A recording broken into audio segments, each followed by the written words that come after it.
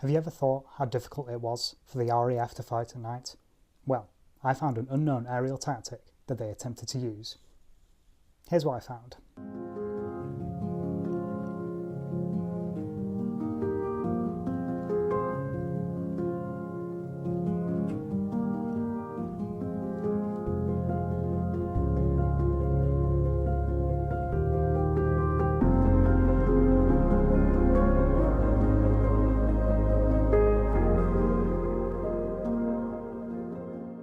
Due to the Luftwaffe losing the Battle of Britain in late 1940 and never really recovering, there were limited chances for night fighter squadrons to score in later years, in particular 1942.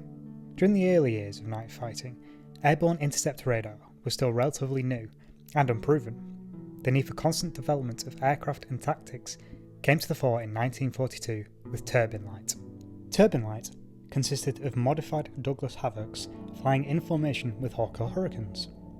Unarmed Havoc bombers were modified and fitted with a 2,700 million candle-powered searchlight in their nose. They also featured a white, illuminated strip along the trailing edge of each wing. The Hurricane pilot was to fly with his wing tucked behind the wing of the Havoc and ahead of the tailplane of the Havoc. The need to fly so close was so that the Hurricane pilot would be able to see the white illuminated strip. Flying in such a close formation meant there was constant adjustments needed from the pilots in order not to collide. As RCAF pilot Ken Woodhouse put it, should the white strip disappear, panic reigned. Being tucked in so closely, there was no room for error. Once both aircraft were in position together, and the Havoc had seen the enemy aircraft on its radar, the Havoc would radio the Hurricane to move in front of the Havoc so that it could direct it to close up to the enemy aircraft. Once in position directly behind the unsuspecting enemy, the Hurricane pilot would get ready to fire its four 20mm cannons. The Havoc pilot would then count down to a pre-arranged signal when they would then switch on the powerful searchlight. The Hurricane would then fire its 20mm cannons before the enemy could react. However, due to the dangerous nature of flying in such a tight formation at night, proved costly for fighter command.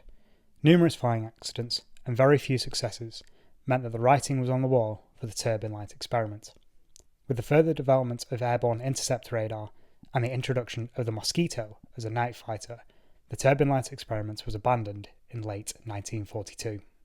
So, what can we learn from the RAF's tried experiment of turbine light? Well, I think for one thing we can learn is that sometimes over complexity can really hinder things. I think that's the main lesson we can take from this, because why did it need to be a bomber and a fighter working together? Why couldn't you just have a dedicated fighter like with the Mosquito that came later? Because the over complexity led to the possibility of more things going wrong, as they did with air-to-air collisions. I think that separates the Allies and the Axis very well later in the war. You know, our simplified structure and our logistics and everything obviously meant that everything was way more streamlined and we could just get the job done quicker and easier. And I'm not saying things went smoothly, you know, things still went wrong, but I think that's the main takeaway we can take from this, really. And I think, you know, like I try to apply sometimes to everyday life, sometimes if you overcomplicate things, things can get in the way.